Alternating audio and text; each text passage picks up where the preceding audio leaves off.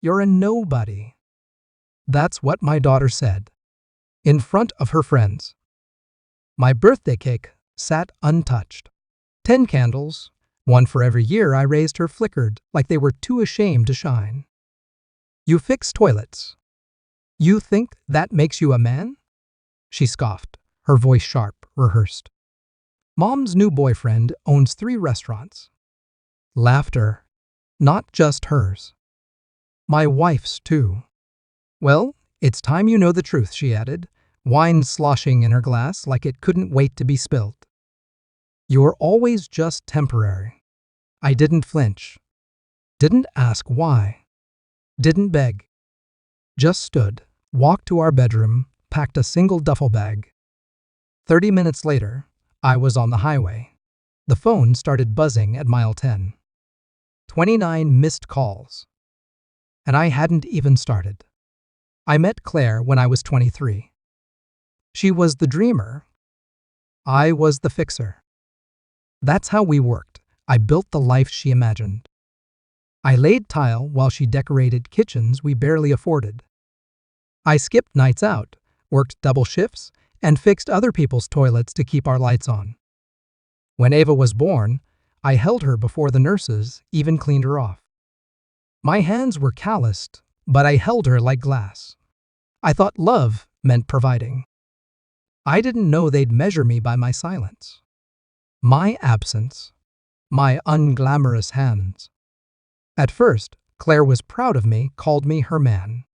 Somewhere along the way, she stopped saying our future, started saying my needs. Late nights became frequent. Restaurant receipts she forgot to throw away. Ava started mimicking her mother's size. That's how I knew. Betrayal doesn't always scream. Sometimes it just echoes. The clues weren't dramatic. A second phone hidden in her purse. I found it when I was looking for allergy meds. Messages from Colin. Reservations for 2. Pictures. His arm. Her dress. Their smiles. I didn't confront her. That's not who I am. I watched. Waited. Memorized. She thought I was dumb because I didn't speak much. But silence is sharper than a scream. It listens. It remembers. And Ava, she was slipping too. Daddy became David. Eye rolls replaced hugs. She mimicked the man she'd never met and spat on the one who raised her. I didn't cry. Didn't break. I just decided. If I was temporary, then I'd leave a permanent mark. I moved in with my brother 2 towns over. Used the distance to breathe, but not to forget.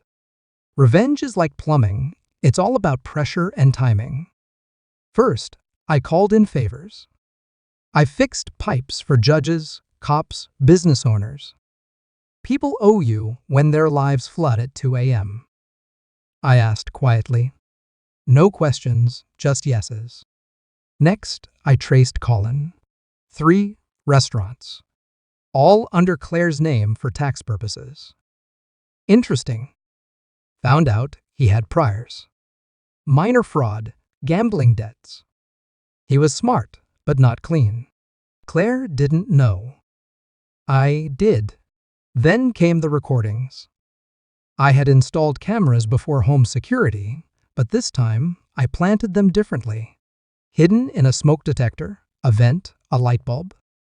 Watched them in my old house, in my bed. Heard them talk about how dumb I was. About bank accounts, retirement funds, liquidation. They were planning to drain me dry. Already started. Claire forged my signature on a joint account form. Moved half. Didn't even hide it well. That's when I smiled. Step 1, bank fraud. I reported the forged signature with proof. Froze the account. Reported every transfer. Filed police reports. Froze the house sale she'd set in motion. Every penny locked down. Step 2, the IRS. Sent an anonymous tip. 3 restaurants. Income undeclared. under her name. Auditors love that sort of thing, especially when the files are neatly packaged and color-coded, which I provided.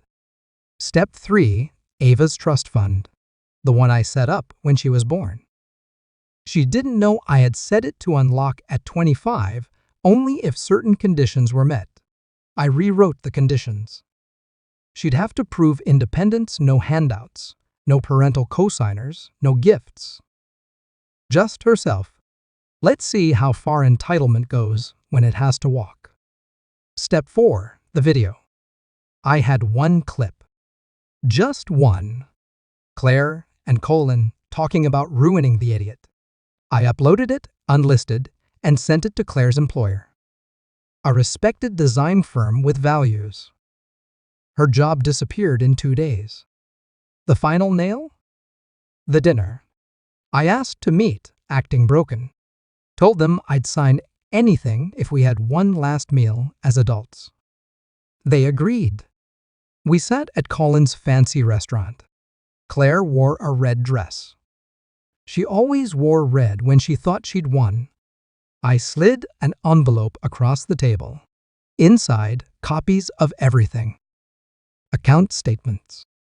IRS letters. Video stills. Colin paled. Claire's hands shook. I leaned in, calm, cold. You were right, I said. I fix things, including you. Colin tried to talk. Claire reached for my hand. I pulled back, stood up, tipped the waiter. You'll want to check your kitchen staff, Colin. One of them's wearing a wire. Say hi to the health department. I walked out. Their voices didn't follow. Only the silence. My silence. The kind that buries. They tried to erase me, rewrite the story without the man who built it. But I don't vanish. I rebuild, Ava called eventually. Left a message. Apologies. Regret. Maybe real, maybe not.